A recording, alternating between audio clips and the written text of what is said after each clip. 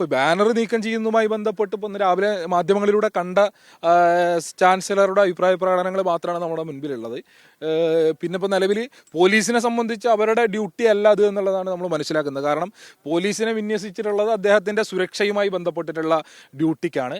സ്വാഭാവികമായും പോലീസിനെ സംബന്ധിച്ച് നിലവിൽ ബാനറുകൾ നീക്കം ചെയ്യുക എന്നൊരു ഉത്തരവാദിത്വം പോലീസ് എന്തായാലും ഏറ്റെടുക്കേണ്ടതില്ല, അവരുടെ ഡ്യൂട്ടി അല്ലത്. രണ്ട്, ഇത് സർവകലാശാല നീക്കം ചെയ്യുക എന്നുള്ളതാണ്. സർവകലാശാലയെ സംബന്ധിച്ച് ഇന്ന് ഞായറാഴ്ച ദിവസമാണ്. എന്തായാലും സർവകലാശാല ആ നിലയ്ക്ക് ഒഫീഷ്യലായിട്ടുള്ളൊരു തീരുമാനം എടുക്കാൻ വേണ്ടി ഇന്ന് എന്തായാലും കഴിയില്ല, നാളെ കഴിയൂ. ഇനി അങ്ങനെ ഒരു തീരുമാനത്തിലേക്ക് വന്നു കഴിഞ്ഞാൽ ഒരു കാരണവശാലും SFI അത് അനുവദിക്കില്ല. കാരണം ജനാധിപത്യപരമായിട്ടാണ് ഞങ്ങളുടെ ബാനറുകൾ സ്ഥാപിച്ചിട്ടുള്ളത്. അതിൽ രാഷ്ട്രീയ മുദ്രാവാക്യമാണ് അത്.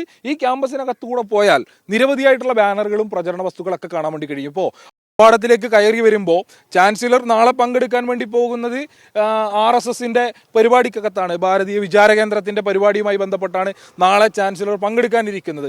ഭാരതീയ വിചാര കേന്ദ്രത്തിൻ്റെ പരിപാടിയുമായി ബന്ധപ്പെട്ടിട്ടുള്ള ആർച്ച് സർവകലാശാലയുടെ മുന്നിൽ നമുക്ക് കാണാൻ വേണ്ടി കഴിയും.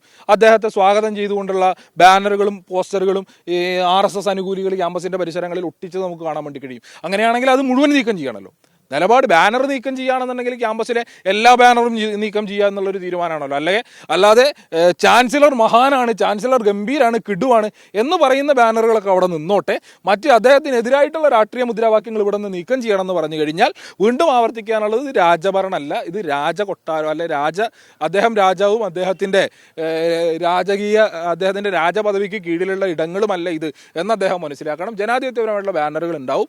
ഏതെങ്കിലും തരത്തിൽ ഞങ്ങളുടെ ബാനറുകളിൽ ഒരു ബാനർ നശിപ്പിക്കപ്പെട്ടു കഴിഞ്ഞാൽ പകരം 100 ബാനർ ക്യാമ്പസിനകത്ത് SFI ഉയർത്തും. ആ ബാനറുകൾക്കകത്ത് മുഴുവൻ കേരളം ഇന്ന് ആവർത്തിച്ചു പറയാൻ ആഗ്രഹിക്കുന്ന രാഷ്ട്രീയ മുദ്രാവാക്യങ്ങൾ ഉണ്ടാവും.